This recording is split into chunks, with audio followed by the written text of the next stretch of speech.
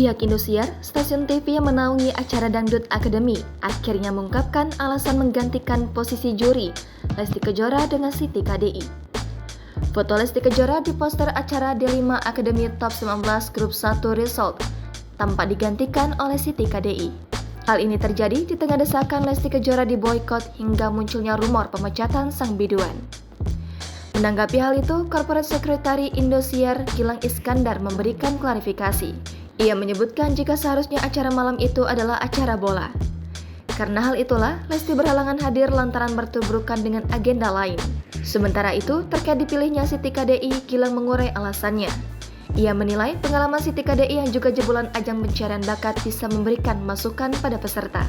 Tak hanya itu, Lesti Kejora juga dijadwalkan tampil di panggung Indonesia Dangdut Awards 2022 pada Kamis 3 November mendatang.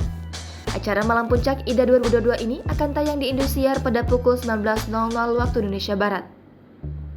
Hal tersebut diumumkan sendiri oleh Direktur Programming Indosiar Harsiwi Ahmad melalui akun @harsiwiahmad pada Kamis 20 Oktober lalu. Tak hanya Lesti Kejora, beberapa penyanyi dangdut lainnya juga akan mengisi acara tersebut. Satu di antaranya adalah Dewi Persik, Rita Sugiarto, Soimah hingga Happy Asmara. Jangan lupa subscribe, share, komen, dan like ya!